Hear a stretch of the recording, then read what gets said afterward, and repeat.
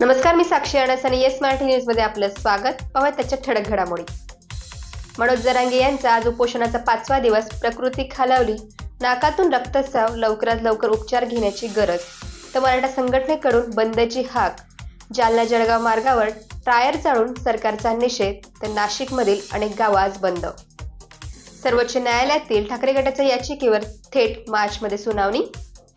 काँग्रेसकडून राज्यसभेच्या उमेदवाराची यादी जाहीर. महाराष्ट्रातून चंद्रकांत हंडोरे राज्यसभेच्या रिंगणात. राष्ट्रवादी काँग्रेस विलयीकरणाच्या बातम्या चुकीच्या. राष्ट्रवादीच्या नेत्यांकडून स्पष्टीकरण. राष्ट्रवादी शरद पवार गट नव्या नावा व चिन्हासह जनतेत जाणार. राष्ट्रवादी आमदार अपात्रतेचा निकाल उद्या लागण्याची शक्यता. राहुल नार्वेकर उद्या निकालाचे वाचन करणार. दिल्लीच्या सीमेवरील शेतकरी आंदोलनाचा आज दुसरा दिवस. शंभू बॉर्डरवरून दिल्लीकडे रवाना. सोनिया गांधी राज्यसभेची निवडणूक लढणार. राजस्थानमधून अर्ज दाखल. आता पाहूया ठळक बातम्या विस्ताराने. आज चांदवड येथे सर्व नागरिक व दुकानदार यांनी महाराष्ट्र बंदमध्ये सहभागी होत मराठा आंदोलक श्री मनोज जरांगे पाटील यांना पाठिंबा दिला आहे. आज चांदवड शहरात सर्वच दुकानदार व छोटे व्यावसायिक यांनी स्वयंस्फूर्तीने बंदमध्ये सहभागी होत 100% व्यवहार बंद ठेवून अत्यावश्यक सेवा वगळता सर्वच दुकानदारांनी महाराष्ट्र बंदमध्ये सहभाग घेतला आहे. चांदवड येथील सकल मराठा समाज बांधव, माजी आमदार गिरीश कुमार कोतवाल व कॉलेजच्या विद्यार्थिनींनी तसेच चांदवड पोलीस स्टेशनचे पोलीस निरीक्षक कैलास वाघ यांनी जम्मू काश्मीर येथे पुलवामा हल्ल्यात शहीद झालेल्या सैनिकांना श्रद्धांजली वाहत अभिवादन केले. मराठा आंदोलन श्री जरांगे पाटील यांच्या मागण्या मान्य करून शासनाने दिनांक 26 जानेवारी 2024 रोजी मराठा समाजाला कुणबी जात प्रमाणपत्र मिळवण्यासाठी सगळे सोयरे यांच्या वैधता प्रमाणपत्र वैध धरण्यात येईल याबाबत अध्यादेश प्रसिद्ध करण्यात आलेला आहे. मात्र प्रत्यक्ष सदर अध्यादेश अंतिम होत नाही तोपर्यंत कोणत्याही मराठा समाजाला याचा लाभ मिळणार नाही. त्याचप्रमाणे शासन सदर अध्यादेश अंतिम करण्याकरिता वेळ काढूपणा करीत असल्याचे मराठा समाजाच्या निदर्शनास आले आहे. त्यामुळे मनोज जरांगे पाटील यांनी 10 तारखेपासून उपोषणास सुरुवात केली असून त्यांच्या उपोषणाचा आज 5वा दिवस असून त्यांनी अन्न पाणी घेण्यास नकार दिलेल्याने त्यांची प्रकृती खालावलेली आहे. तसेच त्यांच्या नाकातून रक्तस्राव होत असल्याने त्यांची प्रकृतीस बाधा निर्माण झाली किंवा अनुसूचित प्रकार झाल्यास त्यास सर्वस्वी शासन जबाबदार राहील. तसेच श्री मनोज जरांगे पाटील यांच्या समर्थनार्थ आज दिनांक 14 फेब्रुवारी 2024 रोजी महाराष्ट्र बंदची हाक देण्यात आली आहे. यामध्ये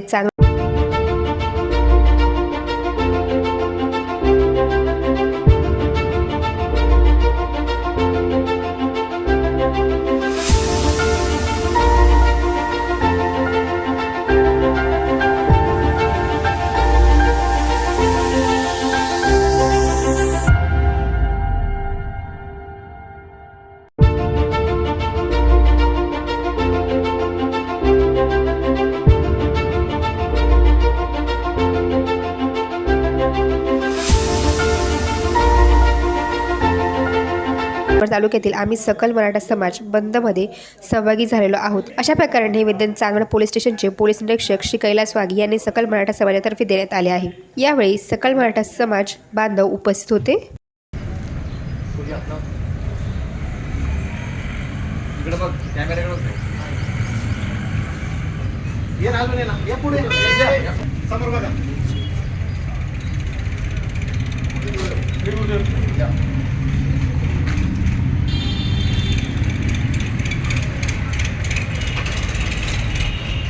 भारत माता की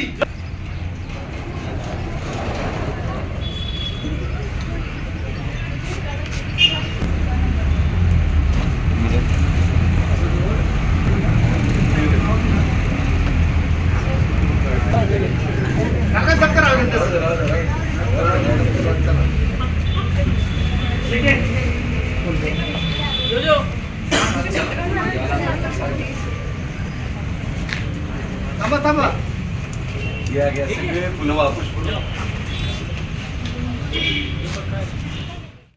येस मराठीसाठी धनंजय पाटील, चांदवड.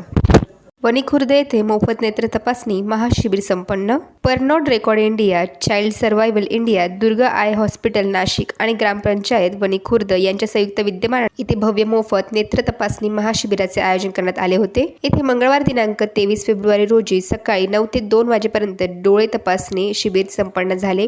येथे शिबिरात एकूण 77 लाभार्थ्यांनी लाभ घेतला. यावेळी सरपंच सौ आशा रहेरे, उपसरपंच राहुल ढगे, ग्रामपंचायत सदस्य सरला चौधरी, सदस्य केशव गावित, संगीता धुळे, निर्मला शेवारे, सिकंदर जाधव, रोहिदास रोहेरे, पोलीस पाटील सुनीता चौधरी, अमोल जाधव, आकाश जाधव, रोशन जाधव, सोमनाथ रहेरे व दुर्गा नेत्र रुग्णालयातील डॉक्टर गणेश कदम, नेत्रतज्ञ व रोहित पाटील, आरोग्य सहाय्यक, तसेच उमेश राठोड, प्रकल्प व्यवस्थापक, जितेंद्र आहिरे, डॉक्टर अभिषेक साखरकर, स्नेहल लचके, कृष्णा पवार, महिमा सोनवणे, अजय तासकर ही सर्व आयोजक टीम यावेळी हजर होती.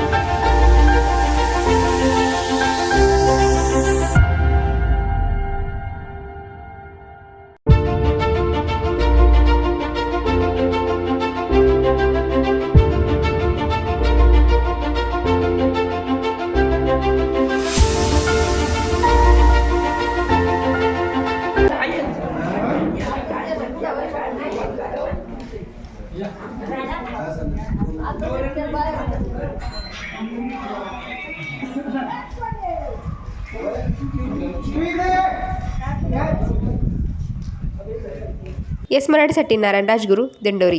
दिंडोरी शहरात कडकडीत बंद, अत्यावश्यक सेवा वगळता नागरिकांचा उत्स्फूर्त पाठिंबा. मराठा समाजाला सरसकट आरक्षण देण्यात यावे यासह सगळे सोयरे कायदा अंमलात यावा, तसेच मराठा आरक्षणाच्या अध्यादेशाचे कायद्यात रूपांतर करण्यासाठी सरकार टाळाटाळ करीत आहे. त्यामुळे मराठा आरक्षण संघर्ष योद्धा मनोज जरांगे पाटील यांनी पुन्हा एकदा उपोषणाचे हत्यार उपसल्याने त्यांच्या समर्थनार्थ दिंडोरी शहरात सकल मराठा समाजाच्या वतीने बंदची हाक देण्यात आली. दिंडोरी शहरासह ग्रामीण भागातही बंद पाळण्यात आला. यावेळी शहरातील व ग्रामीण भागातील व्यावसायिकांनी या बंदला 100% प्रतिसाद दिला. मात्र असे असले तरी बंदमधून अत्यावश्यक सेवा वगळण्यात आल्या होत्या. व्यावसायिकांनी या बंदमध्ये भाग घेतल्यामुळे दिवसभर दिंडोरी शहरामध्ये शुकशुकाट पाहायला मिळाला. मात्र भाजी मंडळी सुरळीत सुरू होती.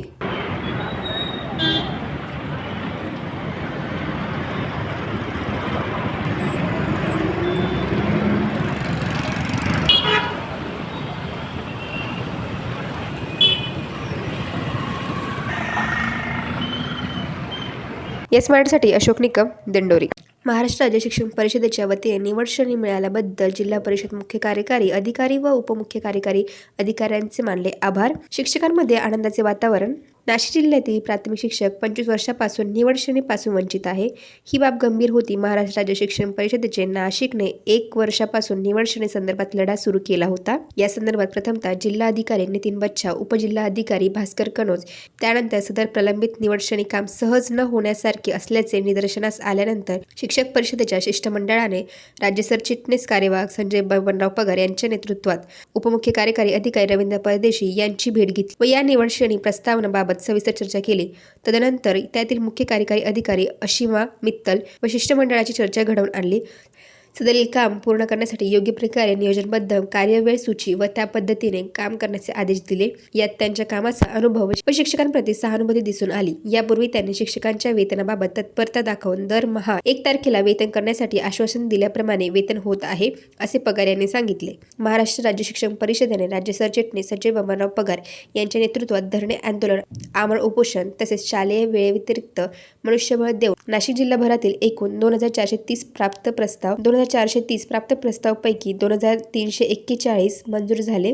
नाशिक जिल्ह्यात अशक्यप्राय वाटणारे निवडश्रेणी प्रस्ताव शिक्षक वारंवार देऊन वैतागले होते. परंतु महाराष्ट्र राज्य शिक्षक परिषद प्राथमिक विभाग संस्थापक कोषाध्यक्ष संजय बबनराव पगार यांच्या नेतृत्वात प्राथमिक शिक्षकांना निवड श्रेणी लागू करणे संदर्भात वर्षभरापासून लढा, न्यायालयीन धरणे आंदोलन, आमरण उपोषण, प्रशासनास सहकार्य करून सदर वेतन श्रेणी मंजुरीसाठी प्रामाणिक प्रयत्न केले. त्याचेच फलित निवड श्रेणी सुरुवात कनिष्ठ प्रशासन अधिकारी अनिल दराडे, अधीक्षक श्रीधर देवरे, सहाय्यक प्रशासक अधिकारी रवींद्र आंधळे, शिक्षणाधिकारी नितीन बच्छाव, उपशिक्षणाधिकारी भास्कर कनोज, धनंजय कोळे, उपमुख्य कार्यकारी रवींद्र परदेशी व मुख्य कार्यकारी अधिकारी अशिमा मित्तल यांचे स्वाक्षरी घेऊन मंजूर झाले आहे, अशी माहिती संजय बबनराव पगार यांनी दिली. राज्य शिक्षण परिषदेने प्रश्न योग्य प्रकारे हाताळला, यामुळे शिक्षकात आनंदाचं वातावरण आहे. माननीय मुख्य कार्यकारी अधिकारी अशिमा मित्तल मॅडम, प्राथमिक शिक्षण अधिकारी नितीन बच्छाव, उपशिक्षणाधिकारी भास्कर कनोज यांचे आभार राज्य सरचिटणीस संजय बबनराव पगार यांनी मानले. आभार व सत्कार समय उपमुख्य कार्यकारी अधिकारी रवींद्र परदेशी यांनी लिपिक व त्यांना मदत करणाऱ्या शिक्षकांचा सत्कार केला.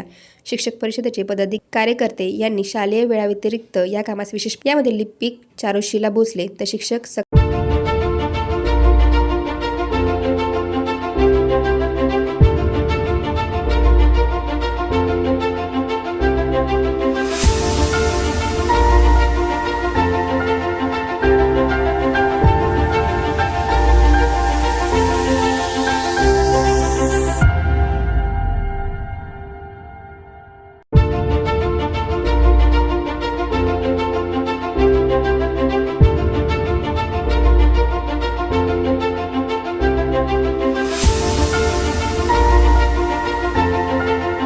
खराम सोनवणे, प्रवीण कोळी, दीपक आहिरे, संजय गवळे, राजेंद्र आहिरे, मारुती कुंदे.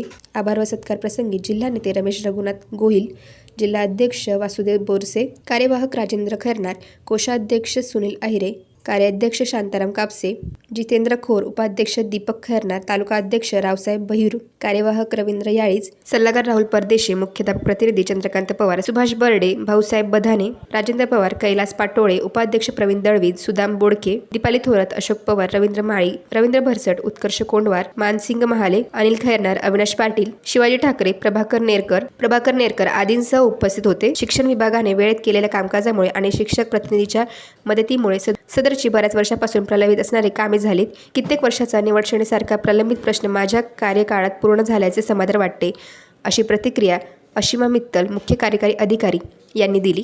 शिक्षकांचे वेतन हे 1 तारखेस करणे, त्याचप्रमाणे निवडश्रेणी प्रस्ताव मंजुरीसारख्या प्रलंबित कामांना प्राधान्य दिले. शिक्षकांचे प्रश्न वर्षानुवर्ष प्रलंबित राहणार नाही, कारण शिक्षकाचे प्रश्न वेळीच निकाली निघण्यास शिक्षकांमध्ये अध्यापनासाठी उत्साह निर्माण होतो, अशी प्रतिक्रिया रवींद्र परदेशी, उपमुख्य कार्यकारी अधिकारी यांनी दिली. निवडश्रेणीसारखा 25 वर्षापासून प्रलंबित प्रश्न सोडवताना उपमुख्य कार्यकारी अधिकारी रवींद्र परदेशी व जिल्हाधिकारी, उपशिक्षण अधिकारी यांना सकारात्मकता दाखवून शिक्षकांप्रती सहानुभूती दिसली. तसेच लिपिक व कार्यकर्त्यांचे अपार मेहनतीचे हे यश होय, अशी प्रतिक्रिया संजय बबनराव पगार, राज्य सरचिटणीस कार्यवाहक यांनी दिली. निर्लज्जपणाने तिकीट दिलं तर तुम्ही निवडून देणार आहात का?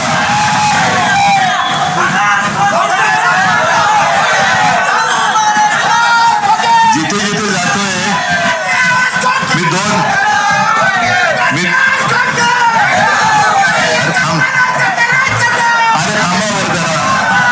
थोडं मला माझं डोकं चालू द्या. मी प्रत्येक ठिकाणी जातोय तिथे मला एकच गोष्ट लक्षात येते की शेतकरी हमीभावासाठी आक्रोश करतोय. मिळतो का तुम्हाला हमीभाव? भाजपात गेलं तर कसा भाव मिळतो बघा. ते परवा अशोक चव्हाण गेले भाजपामध्ये, लगेच राज्यसभा. गद्दार गेले त्यांना मंत्रीपद. दुसरी तुम्ही काय घोषणा देतात? 50 खोके. मग गद्दाराला 50 खोके आणि माझ्या अन्नदात्याला काही नाही. हे असं नालायक सरकार दिल्लीत काय आणि महाराष्ट्रात काय परत निवडून देणार आहोत? या विभागामध्ये मी आता कालपासून फिरतोय. प्रचंड स्वागत सगळीकडे चालले. तसं पाहिलं तर या काही आपल्या सभा नाही आहेत. मी जनसंवादाच्या ऐवजी मी कुटुंब संवाद असं नाव दिले. कुटुंब संवाद, हे माझं कुटुंब आहे. सभेसाठी मी पुन्हा येणार आहे. निवडणुका जाहीर झाल्यावर मोठमोठ्या सभा होतात, त्या जिल्ह्याच्या ठिकाणी कुठल्या तरी शहरामध्ये होतात. तुमच्यापैकी सगळ्यांनाच तिकडे काही येता येणं शक्य होतं असं नाही, म्हणून म्हटलं चला आपण यांच्या घरी जाऊया. सरकार आपल्या दारी ते वेगळं, पण मी तुमच्या घरी आलेलो आहे आणि घरामध्ये जे तुम्ही स्वागत करताय खरंच भारावून जातं. एवढी पुष्पवृष्टी करताय. मी मगाच्या सभेत सुद्धा सगळ्यांना हात जोडून दिलगिरी व्यक्त केली की सगळ्यांनाच फोटो काढायचे सोबत, गुच्छ द्यायचे, शालू द्यायचे आहेत. पण वेळेचं सगळं एकूण नियंत्रण बघितल्यानंतर ह्या गोष्टी काही होणार नाहीत पूर्ण. म्हणून थोडं जरा माफ करा, थोडं समजून घ्या. पण नंतर मात्र मी नक्की येणार आहे. ते केवळ तुमच्या बरोबर फोटो काढायला येईन, ते म्हणजे विजयाच्या सभेला येईन तेव्हा. आता भारतीय जनता पक्षाचं जे काय राजकारण चाललंय मी तुम्हाला नव्याने सांगण्याची गरज नाही. अख्खा महाराष्ट्र आज होरपळतोय, दुष्काळाच्या झळा लागायला लागल्यात, बरोबर ना?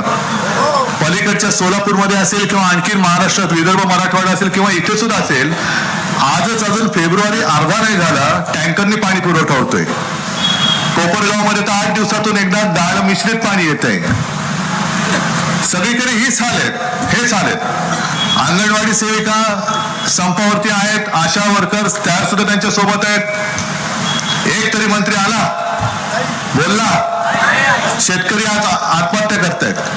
कोणतरी सरकारपैकी तुमच्याकडे आलं, सरकार आमच्या दाढी म्हटल्यानंतर, तुमच्या दाढी म्हटल्यानंतर आत्महत्या केलेल्या शेतकऱ्याच्या दारामध्ये सरकार जाण्याची हिंमत दाखवतंय? अंगणवाडी सेविकांच्या दारात जायची हिंमत दाखवतंय? मग कोणाच्या दारात जात आहे? भांडवलदारांच्या का तुमच्या दोस्तांच्या? मोदीजींचं ठीक आहे हो, दर 5 वर्षांनी येतात, रडतात, भाई और बहनों अब मैं गरीबों के लिए काम करूंगा. मग इतके वर्ष कोणासाठी काम केलं? आता सांगते की याच्या पुढे आता आपला देश आपल्याला सामर्थ्यवान बनवायचा आहे. मग 10 वर्ष काय गवत उपटत होते सगळे मंत्री तुमचे? 10 वर्ष केलं काय? 10 वर्ष तुम्ही जे केलं तेच तुम्ही आता पुन्हा आमच्या लोकांना भुलवून पुढच्या 5 वर्षात करणार. काय करणार? भाई और बहनो केलं की तुम्ही भूलता. अरे मला भाई और बहनो म्हणाला, मग रडतात काहीतरी सांगून. रडल्यानंतर मग महिला म्हणतात की अरे बिचारा रडतोय, द्या याला मत. पण एकदा तुम्ही मत दिलं की तुम्ही बस.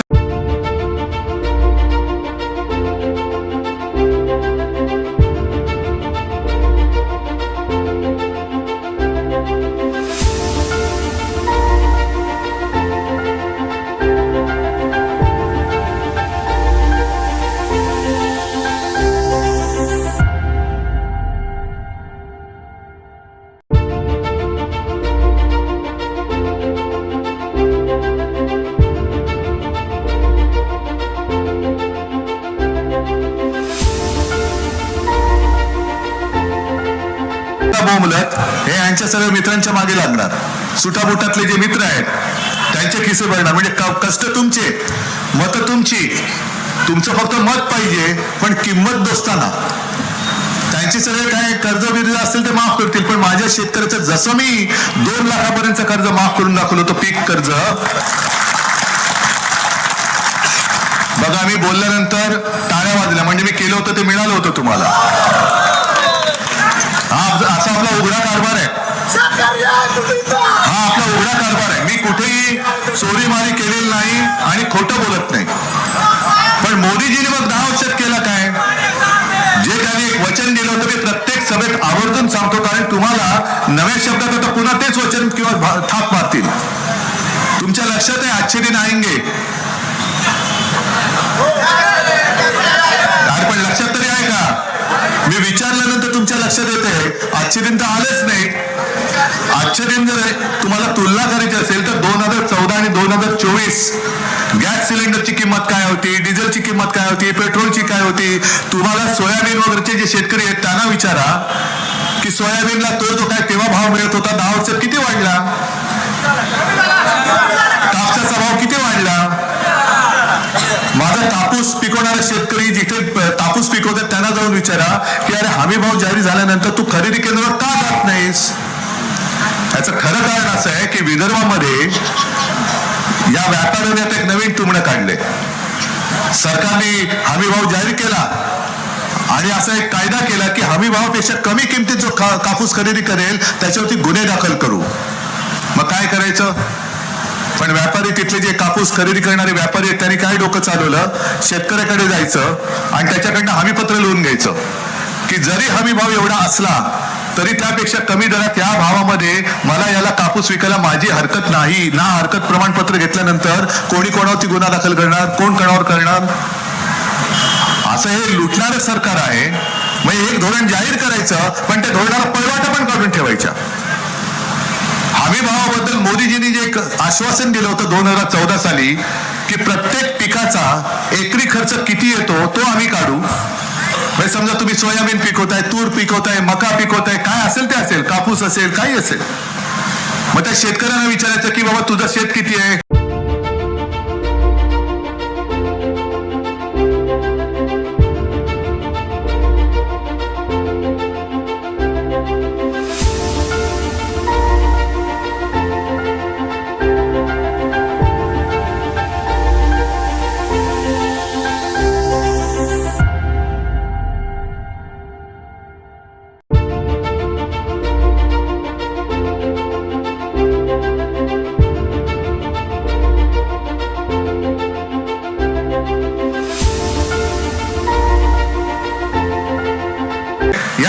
कळेल तुला किती खर्च झाला. मग तो खर्च तो लिहून काढायचा, त्याच्यामध्ये 50% नफ्याची रक्कम ही मिळवायची आणि जो आकडा येईल ती हमीभाव म्हणून शेतकऱ्याला त्याचा हमीभाव द्यायचा. अरे असंच टाळ्या तुम्ही वाजवल्या आणि फसलात. तेव्हा टाळ्या वाजवल्या, आता कृपा करून वाजवू नका. आता कपाळावरती हात मारलाय शेतकऱ्यांनी, कारण आता कुठे हमीभाव. आज तुम्ही इथे अनेक जण शेतकरी आलेला आहात, असेच हजारोच्या संख्येने शेतकरी दिल्लीच्या सीमेवरती धडकले. तुम्ही पाहिलं का नाही? बघता ना कसं स्वागत, जसं तुम्ही आज माझं फुलांनी स्वागत केलं, मोदी सरकार त्यांचं कसं स्वागत करतंय.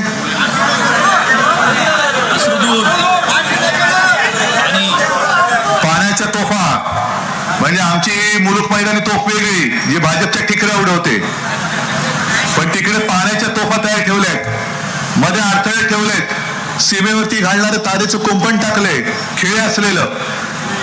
सैनिक, निमलष्करी दल, पोलीस सगळ्यांना बंदुका घेऊन तयार ठेवलेले आहे. अश्रुधोरांचे गोळे सुद्धा फोडतायत.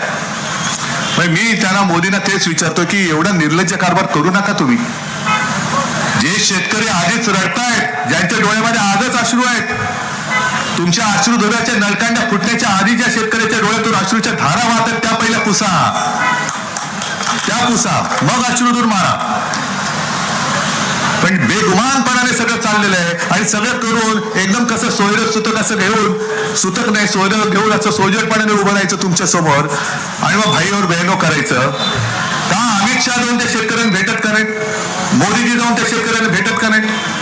जर 10 वर्षामध्ये तुम्ही यांचं सगळं कोट कल्याण केलं असेल तर शेतकऱ्याला भेटण्याच्या आधी न भेटण्यासाठी त्यांच्या आणि तुमच्यामध्ये या भिंती का उभ्या करताय? मी आलो ना शेतकऱ्यांना भेटायला, मी मध्ये येऊन उभा राहतो, बोला माझ्याशी शेतकऱ्यांनी. मला खात्री आहे, मला आत्मविश्वास आहे, मी कोणतेही पाप केलेलं नाही. मुख्यमंत्री म्हणून मला जे जे काही करता येणं शक्य होतं ते मी केलं आणि यापुढे सुद्धा आपलं सरकार आल्यानंतर सुद्धा जे शेतकऱ्यांसाठी करणं योग्य असेल आणि करायची गरज असेल तर मी केल्याशिवाय राहणार नाही. साधी गोष्ट आहे, मी मुख्यमंत्री झालो अनपेक्षितपणाने. कोणालाही माहिती नव्हतं, मलाही माहिती नव्हतं मला मुख्यमंत्रीपद स्वीकारावं लागेल. तुमच्यापैकी कोणीतरी माझ्याकडे कर्जमुक्तीची मागणी केली होती.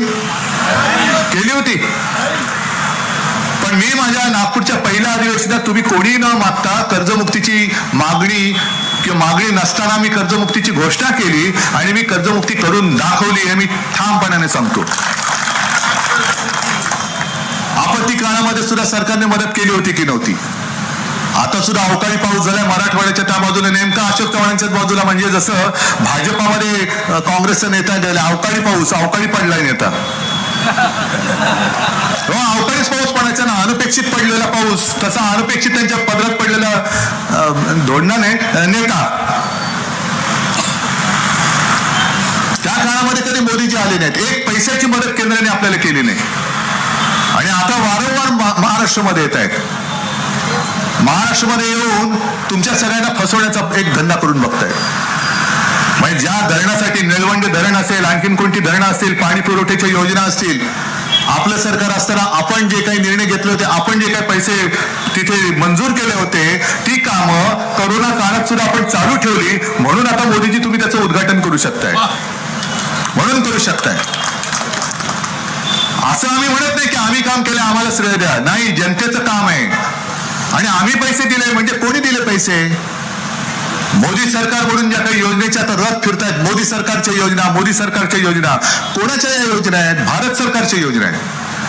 आणि सरकार जेव्हा पैसे देतं तेव्हा सरकार त्याच्या खिशात पैसे देत नाही, तर तुमच्याचकडनं मिळवलेले कराच्या रूपाने असलेले पैसे, त्या करातनं सरकार तुमच्यासाठी योजना करत असतं. पण ती योजना मंजूर करायला सुद्धा दिलदारी लागते. मी असं कधी विभागणी केली नाही, जसं आज त्यांनी केलेलं की शिवसेनेचे जे आमदार मिंदे गटात गेले त्यांना विकास निधी मंजूर, पण माझ्यासोबत शंकररावांसारखे जे कट्टर राहिलेत त्यांना विचारा तुमच्याकडे किती विकास कामाला निधी दिलेला आहे. हे असं पाप आम्ही नाही केले. जनता ही कोणी असली तरी आमची आहे, महाराष्ट्राची आहे. भले ते त्यांनी दिले असतील मत कोणाला, पण ते माझ्या महाराष्ट्राचे नागरिक आहेत, त्यांचे सुद्धा आशीर्वाद मला मिळाले पाहिजेत. आणि मी राज्यकर्ता आहे, मी राज्यकर्ता असल्यानंतर मी भेदभाव कोणात करणार नाही. आणि हीच तर शिकवण आपल्याला माननीय हिंदू हृदय सम्राटांनी दिली होती. आज जो काही ससेमिरा ईडी, सीबीआय, इन्कम टॅक्स आणि पोलिसांच्या माध्यमातून शिवसैनिकांच्या मागे लावला जातोय, जुन्या केसेस काढताय. अरे तुम्ही काय सलून काढले जुन्या केसेस काढायला? त्या सलूनवाले झालेत की काय केसेस काढायला? मग आमचं सरकार येऊ द्या, मग आम्ही असं काय तुमचा हमाम करतो ना बरोबर की तुमच्या सगळ्या जुन्या केसेस करतो. एक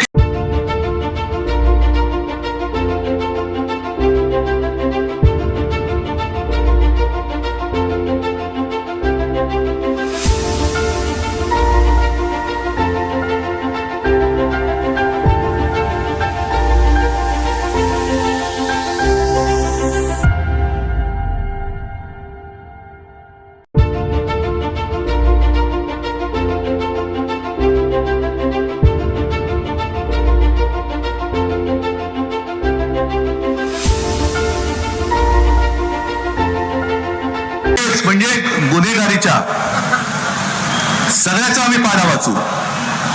पण शिवसेना प्रमुखांनी ज्या वेळेला मनोहर जोशी मुख्यमंत्री होते, गोपीनाथ मुंडे उपमुख्यमंत्री होते, दोघांना बोलवून मी स्वतः साक्ष आहे, दोघांनाही सांगितलेलं मनोहर जोशींना ते पंत म्हणायचे आणि गोपीनाथरावांना अरे गोपीनाथ म्हणायचे.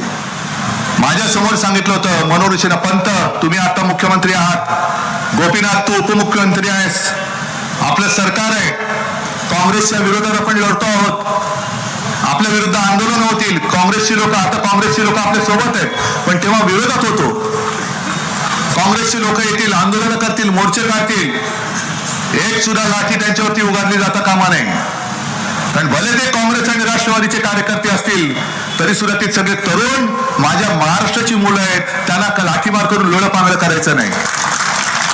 अरे याला म्हणतात दिलदारी. आणि तुम्ही आता संजय राऊतचं नाव घेतलं, ते टाळ्या का वाजवतो तुम्ही?